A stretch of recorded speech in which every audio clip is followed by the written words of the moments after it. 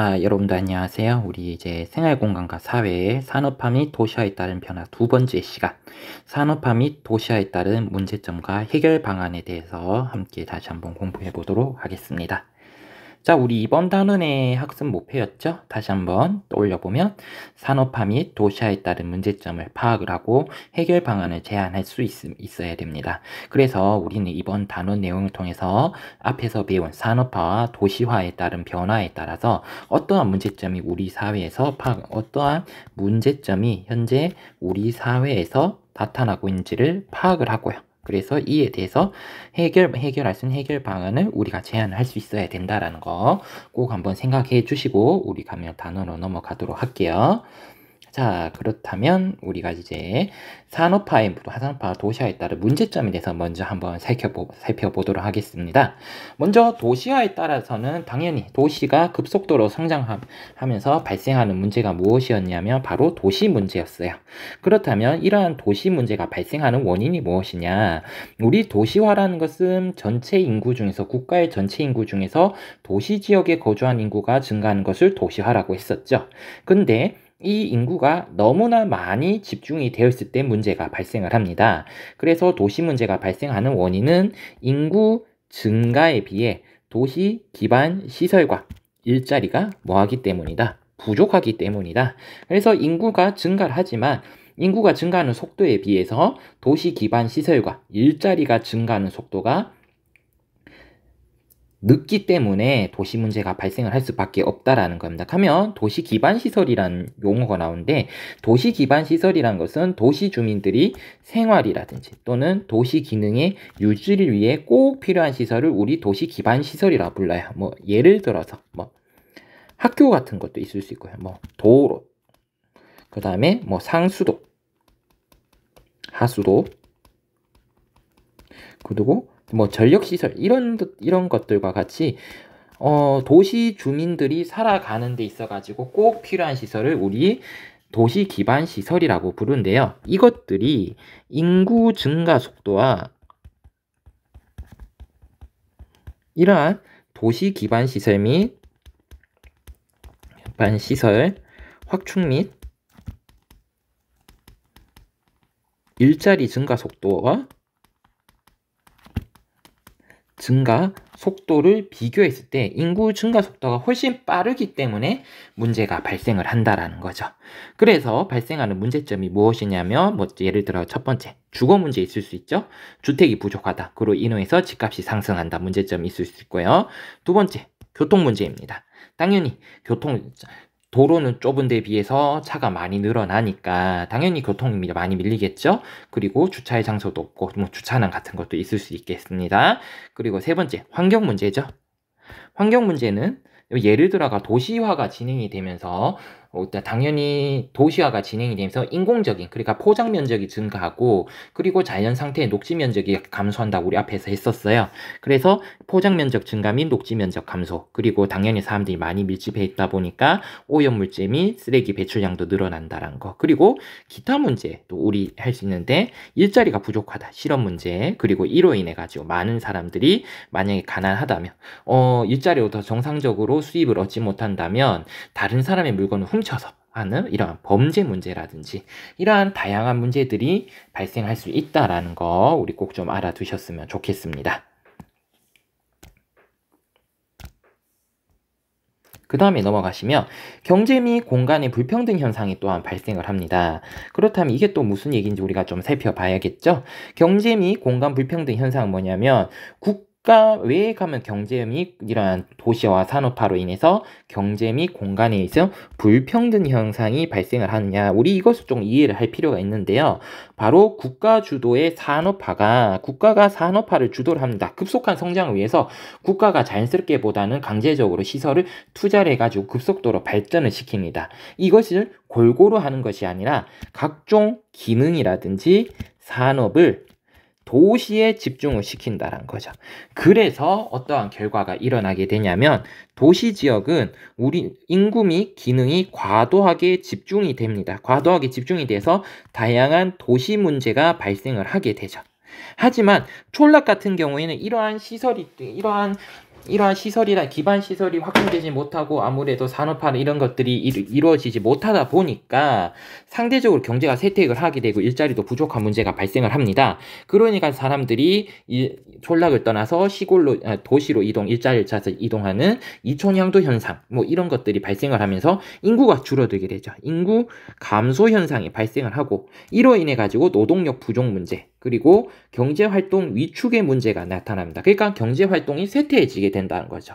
왜냐? 일을 할 수 있는 사람들이 도시로 이동하게 되고 그리고 상대적으로 이동 능력이 떨어지는 고연령층, 노인계층들이 남다 보니까 아무래도 일을 할 수 있는 사람도 부족을 하게 되고 그리고 일을 하는 양이라든지 이런 경제 활동 수준이죠.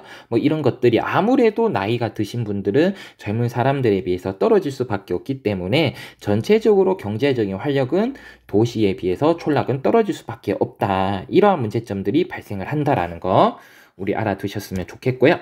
자, 그 다음에 또 발생하는 문제가 바로 우리 인간 소외 현상이 발생을 합니다. 자, 그렇다면 인간 소외 현상이란 건 무엇이냐면 바로 인간성이 상실된다는 거죠. 인간성이 상실되어 인간다운 삶을 잃어버리는 현상을 우리 의미합니다. 그러니까 이러한 도시적인 삶은 우리의 인간성을 잃어버려가지고 우리가 인간으로서 살 수 있는 이러한 가치라든지 이런 것들을 생각하지 못하게 만든다라는 거죠. 왜 그러면 산업화로 인해서 도시화가 발생을 하며 이러한 인간 소외 현상이 발생을 하느냐면 바로 일단은 기계화와 분업화라는 게 발생을 합니다. 기계화와 분업화 과정에서 인간이 아무래도 주체적으로 무언가를 하게 되다 보다는 수동적으로 무언가 맡은 일에 대해서 수동적으로 일을 하게 돼요. 그래서 이러한 기계화와 분업화는 주체성을 감소시키고 이 업무에 있어서 주체성을 감소시키고 수동성을 증가시키게 돼요. 그러니까 시키는 것만 잘하면 된다라는 거죠. 그전에는 무언가 내가 능동적으로 만들어고 생각하고 기획을 해서 무언가를 할 수 있었다면 이제 정해진 일만 딱딱딱 하면 그것만 잘해내면 그것만 그리고 전문적으로 잘해내면 생산이 오히려 더 효율적으로 이루어지게 되거든요. 그렇기 때문에 인간이 마치 기계의 부속품처럼요. 생산을 위한 수단으로 전락을 하게 된다는 거죠. 그러니까 효율적인 생산을 위해서 인간은 그 효율적인 생산을 위해서 움직이는 하나의 부품과 같이 움직인다는 거죠. 그래서 인간성이 상실되는 인간 소외 현상이 발생하고요. 그리고 직장과 거주 공간의 분리, 그리고 직주 분리와 더불어서 이직 또는 이사로 인해서 이웃 간의 소통이 부재한다는 거죠. 그러니까 이게 무슨이냐? 직장과 주거가 아무래도 분리가 되다 보니까 직장 공동체와 주거 분리지 이동을 하게 되고 그리고 이러한 이동 거리가 길면 길수록 내가 소속된 집단에 대한 소속감도 떨어진다는 거죠. 그러니까 옛날에는 같은 동네에서 농사를 짓다 보니까 계속 얼굴을 맞대다 보니까 아무래도 친밀감이란지 이런 것들이 더욱더 높아질 수밖에 없어요. 그지만 현대사회는 직장과 주거가 분리가 됐다 보니까 만약에 내가 혼자 사는데 직장 왔다 갔다 하고 직장에서도 소속감을 크게 가지지 않는다라면 직장에서도 나 혼자고 그리고 집에서도 나 혼자고 그럼 아무래도 이러한 데서 공동체성이라든지 이러한 사회적 교류가 떨어질 수밖에 없다라는 거고요. 그리고 이직이라든지 이사가 한 곳에 정착하지 않고 계속해서 떠돌아다니다 보니까 내 주변의 인간관계를 맺게 되는 이러한 시간들이 부족해지게 된다는 거죠. 이러한 결과로서 인간 소외 현상이라는 게 발생을 할 수밖에 없고요. 이로 인해 인간적 유대라든지 공동체 의식은 예전보다 약화될 수밖에 없다라는 점 우리 알아두셨으면 좋겠습니다. 자, 그렇다면 이러한 문제점들이 산업화와 도시화에 따라서 이러한 문제점들이 발생을 하는데 도대체 이것을 어떻게 해결할까에 대해서 우리 한번 살펴보도록 할게요. 가면 각종 도시 문제를 해결하기 위해서 먼저 국가 및 지방정부 차원에서 할 수 있는 것은 무엇이냐? 첫 번째로서 국가는요, 바로 대도시 주변에 신도시를 건설합니다. 신도시를 건설해서 주택난을 해결해요. 그래서 우리나라 같은 경우에는 큰 대도시 주변에 주거 목적을 하는 신도시들을 많이 건설해 놨습니다. 이러한 신도시를 건설해놔서 대도시에 과도하게 밀집된 인구를 분산시키려고 노력을 많이 하고 있고요. 그리고 지방정부 차원에서는 자꾸 이게 도시의 내부에 이런 주거 환경이라든지 노후화가 되다 보니 떨어지다 보니까 이것을 다시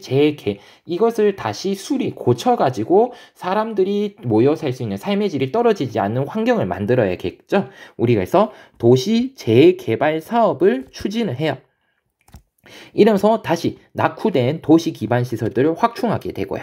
그래서 이러한 도시 재개발 사업이란 건 도대체 무엇이냐면 낙후된 오래된 공공시설물이라든지 주택을 개량하고요. 그리고 교통시설이나 교통체계를 정비하는 사업으로서 아무래도 오래되다 보면 삶의 질이 아무래도 시설들이 오래되다 보면 여러 가지 이유로 삶의 질이 떨어질 수밖에 없습니다. 이것을 어떻게 다시 재정비를 해가지고 그 지역 주민들의 삶의 질을 높여주게 만든다라고 보시면 될 것 같습니다.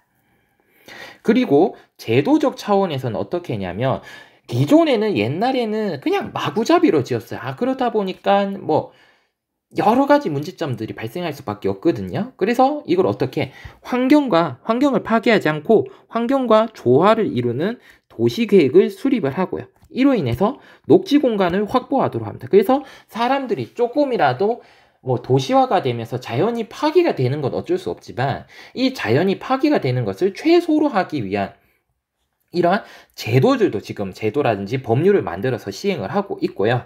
그리고 범죄와 실업 문제 그리고 사회복지 제도를 확대하기 위해서 법과 제도를 끊임없이 보완을 할 필요가 있죠. 아무래도 사회가 변화가 되고 복잡해짐에 따라 가지고 기존에는 필요하지 않았던 여러 가지 문제들 필요하지 않았던 것들도 필요하게 되고요. 그리고 많은 문제점들이 발생을 하게 되다 보니까 이런 것을 해결하기 위한 법이라든지 제도들이 끊임없이 새로운 게 만들어져야 되고 그리고 기존의 것들은 보완되어야 된다라는 겁니다.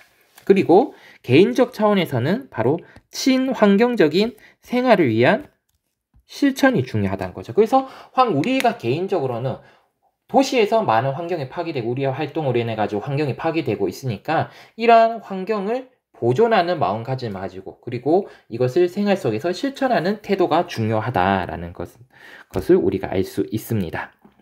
그리고 두 번째는 경제 및 공간의 불평등 현상이 해결해 있다 했죠. 그래서 국가 차원에서는 수도권과 지금 대도시의 기능들이 과도하게 집중이 되어 있어요. 그러니까 이것은 뭔가 이러한 기능을 분산을 시키는 정책이 필요합니다. 그래서 그 가장 대표적인 게 바로 우리가 있는 혁신도시라고 보시면 되겠습니다. 그래서 혁신도시라는 게 무엇이냐면 서울에 있던 다양한 기관들을 지방으로 내려봅니다. 서울에 있는 다양한 기관들을 지방으로 분산시켜요. 여기에 김천이 있었던 거죠.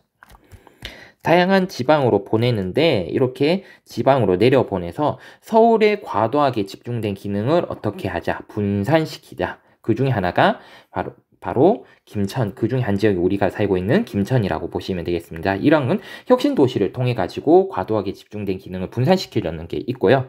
그리고 지역 차원에서도 정부나 지역 차원에서도 각 지역의 특성을 살린 개발이 필요하다. 그러니까 이 지역에는 이러한 특성을 가지고 있고 이 지역은 이러한 강점을 가지고 있으니까 그 강점을 더욱더 살릴 수 있도록 하는 개발 정책이 필요하다는 거죠. 그래서 이러한 것을 통해서 서울에 있는 인구들이 지방에서 정착을 할 수 있도록 유도를 할 필요가 있다라는 겁니다. 그리고 우리가 마지막으로 봤던 게 인간 소외 현상이라는 게 있습니다. 바로 인간 소외 현상. 그러니까 인간이 고립감을 느끼고 나 혼자 사는 것 같아. 그러면서 인간성이 상실되어가는 이러한 인간 소외 현상이 발생을 하는데 이것을 해결하기 위해서는 가장 중요한 게 우리가 잃어버리고 있는 바로 공동체 의식을 함양하는 것이 중요하다.